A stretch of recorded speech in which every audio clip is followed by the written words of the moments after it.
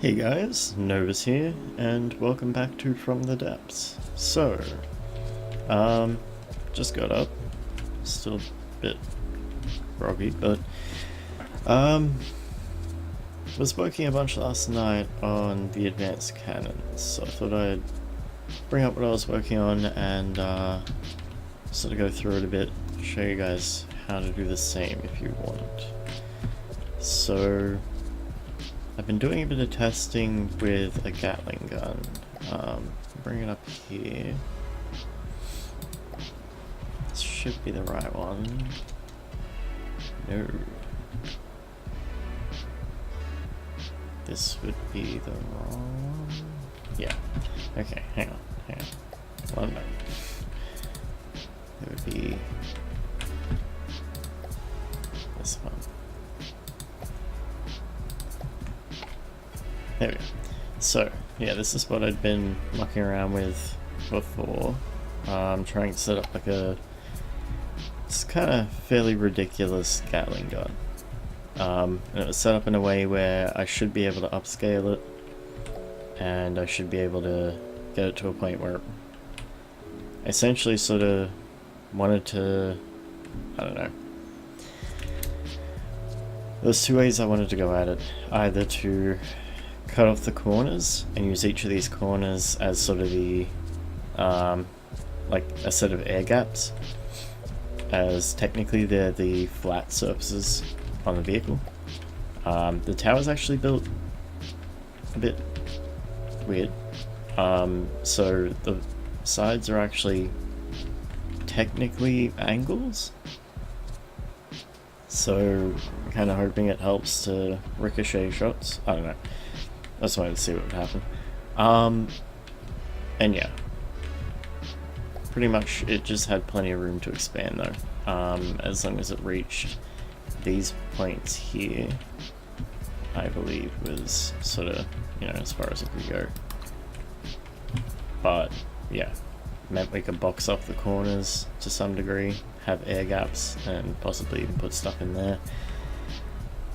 But it was just this tower. So essentially what was going on was I was trying to set up a gun that could deal with air units as well as dealing with ground units to some degree. I was just mucking around a bunch, and yeah, this is sort of what I'd ended up with. But I noticed a small problem. So I might even need to turn that down. Yeah, had a small problem. And I kind of remembered last night, you can actually slow down time and check the barrels, much easier. But this is without it, like I had an upscaled version of this, so it became much more of a problem, but yeah, the barrels are actually cooling down a little too quick. So, take it back up to probably game speed. Eventually I'd ended up also extending these out into the sides, whoop, and up on each side. So that ended up being a slightly different model. And that was the next. So yeah, this is kind of where I went with it. Now there was a couple of reasons that this happened. One was because the barrels had gotten to the point where they were cooling down much quicker. Now I shortened the barrels down as well. It is struggling to charge. It's because it's also running the ammo generators and stuff. This was just a temporary thing that was going on, as I also had a wall next to it so I could test it against actual units. But what I wanted to do was to get it to the point where its accuracy needed to drop tremendously. I wanted to get its accuracy from where most of the AA guns that I've been trying to work with, I was trying to get the accuracy down to like, I don't know, less than, like, at least less than 0.5 degrees. So, keep it relatively accurate. I've kind of gone the opposite way with this one. I've cut the barrels right down. This has, I think it's like 1.7. I believe it is, something like that, degrees of inaccuracy. Now that's intentional. So on top of that, I could have sworn I had it safe loaded, so it's kind of going to take a bit of time to get it loaded up. In the meantime, I'll show you this. Yeah, sort of extended it all out, and the idea was to sort of try and get it to be a bit more circular eventually, but yeah, just try and get a whole bunch of cooling onto it and see how it went. So at that point, I mucked around with the maximum fire rate. I believe 2,399 revolutions per minute is the highest setting you can set it to. Now, problem with that is when I set it to that and I slowed down time, I noticed that the first barrel at the top here would fire, get to this point here, and would already be back in position as the next barrel was firing. Which was, it basically meant that I could pretty much achieve what I was achieving with a single barrel. Which was entertaining concept, but you know, I might muck around with that more later. So I sort of went, okay, well, if I can't set it any higher, let's just see what happens if I just take the limit off. With the sheer number of autoloaders that I had put into it. Now this is still actually a scaled down version. The version that I ended up using was a bit more ridiculous. So these ended up getting extended out and so forth, but now that it's loaded, there we go. Alright, I should be able to quickly show you this, what this does. So I'll slow down time just so you can get a good idea of what it's doing here. To some degree. So, yeah. Oop, see it again. Oop, try and position the camera exactly right so that I can, come on, so that I can actually see the stats of the gun. Speed it up. There. Alright. So, you see the shells were acting clips. It goes down quite a lot. This is still a bit more of a scaled down version of what I ended up going with. So, through mucking around with this, I've kind of found a limit on either. I'm not sure if it's. I'm pretty sure, I'm 99% sure at this stage, that I've found the limit on the number of projectiles that can actually be spawned from a single firing piece at a time. As it's not this one, I believe this one can actually manage. Fine. Yes, this one manages fine. It can have 4 volleys out at a time. That's perfectly fine. So you can see him. So that was what I had mucked around with that. Now this also leads somewhere, but this I believe is the one where it ended up.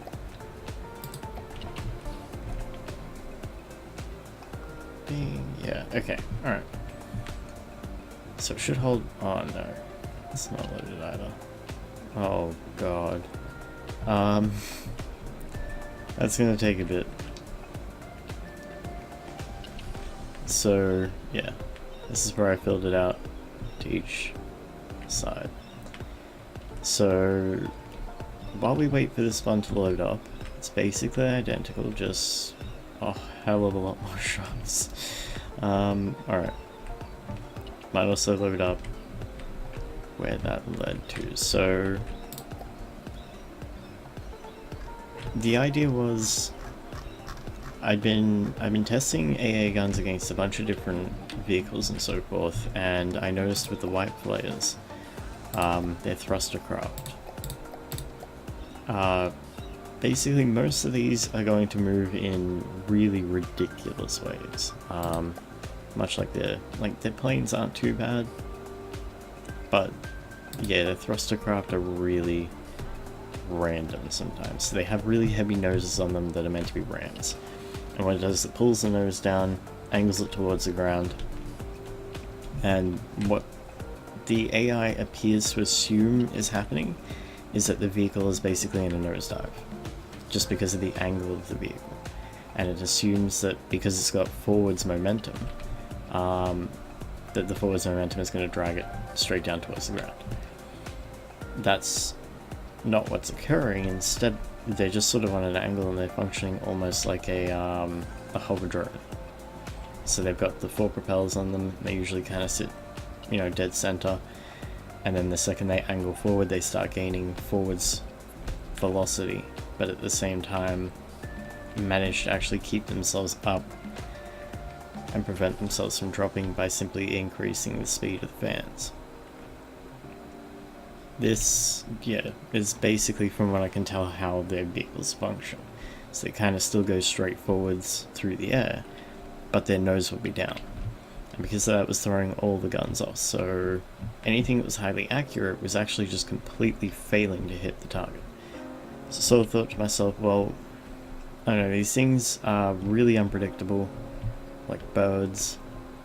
So what do you do if you're hunting a bird? Do you take out a sniper, or do you get a shotgun?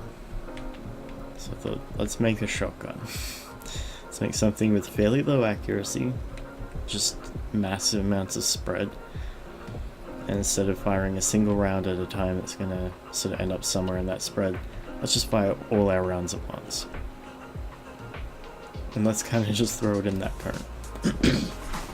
Kind of see, if they end up anywhere within that current, basically, should be getting hit. At the same time, the way that this has ended up functioning is, so each and every single autoloader will get its opportunity to fire well before the first one can manage to load back up. It's just that because it's firing 6 at a time, it basically means for each and every ammo clip we have, from what I'm aware, I believe the numbers are right for it. I don't think it's an odd number or anything, and it shouldn't really matter with the cooldown on the barrels. But each of these contains 20 shells, which means we can get 20 volleys. Each of those volleys has a few more in it than the last one did, so... Damn it, there we go. Alright. Get ready to fire. So keep an eye on the shells racked in clips. I'll try and position this well so you can see all the barrels go. So yeah, empties out quite a lot of shells, and each volley comes in as quickly as basically a belt-fed autoloader can load the clip. Load the shell. Now, it does have an increase of 3.7, so yeah, it does take a bit longer. And they are 100mm guns, but as you can see, it kind of does have like a pretty decent burst of shots. Because of that,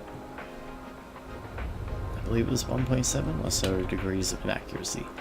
Yeah, the shots just widen out as it goes.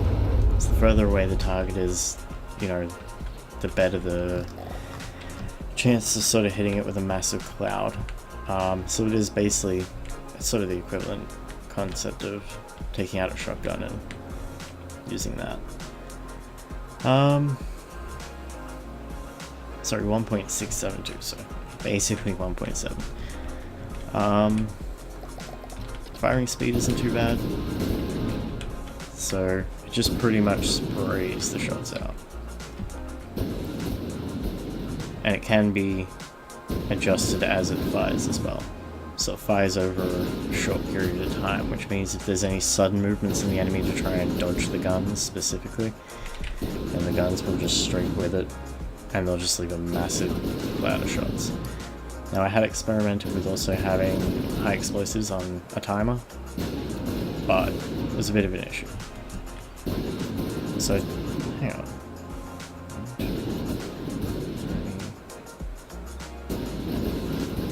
I'm not able to shoot far enough. The gun's probably going to need to reload in a sec.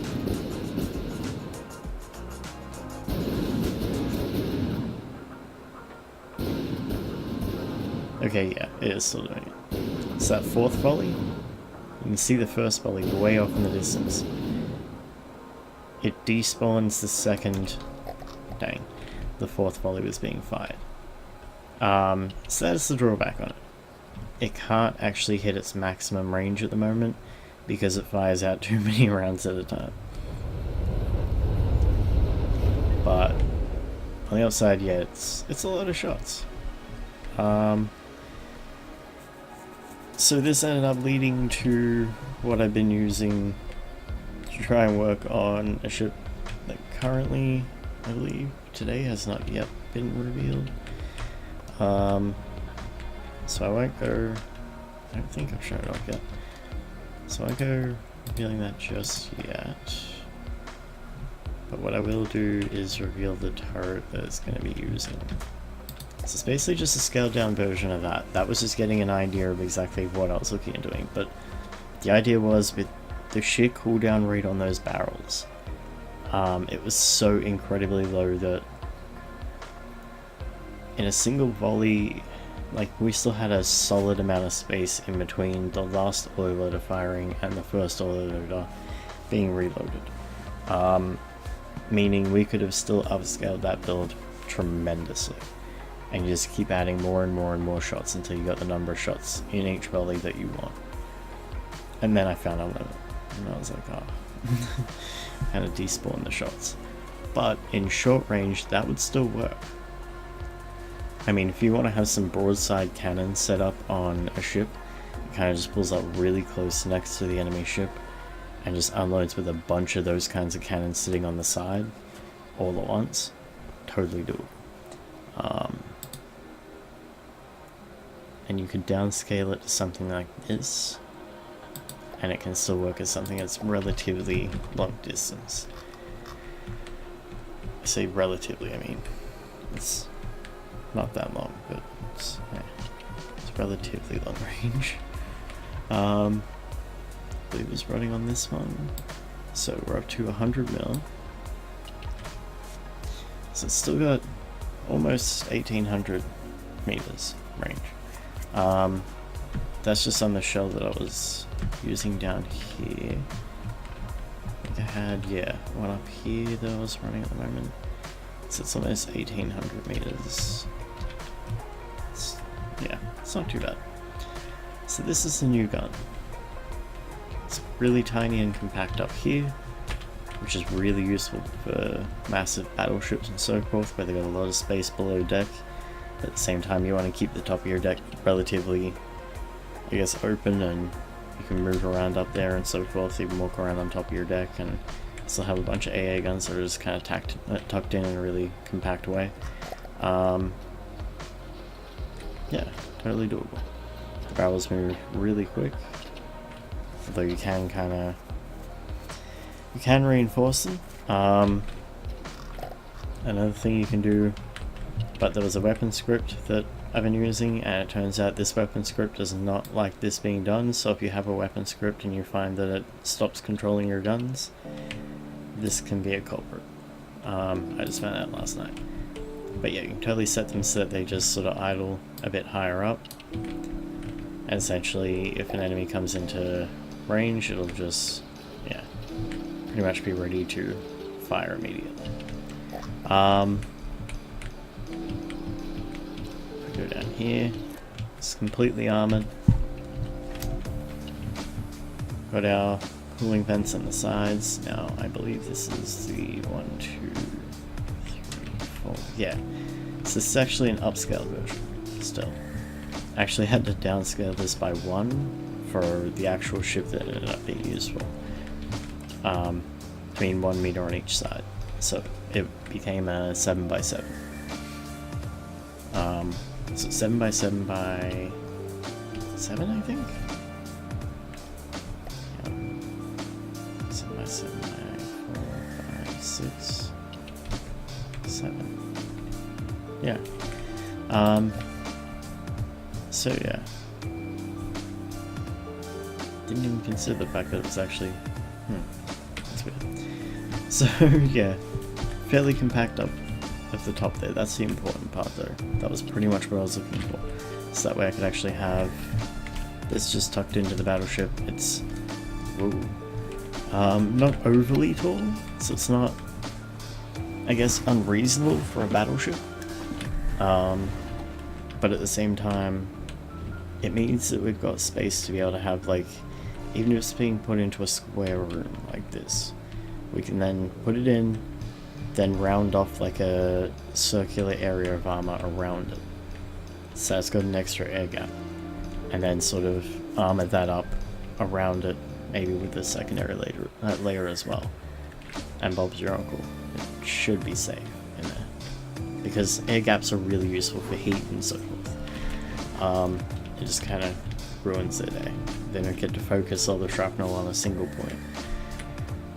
So yeah, should be good. Basically, yeah, I was thinking I might next episode go through how to actually build all these. Hoping it's loaded now. So it doesn't hold many, and the downscaled version holds 950 rounds, I believe it is. But I've got 8 of them running on the ship at a time, so tend to be pretty useful. So you can see it's genuinely just a scaled down version.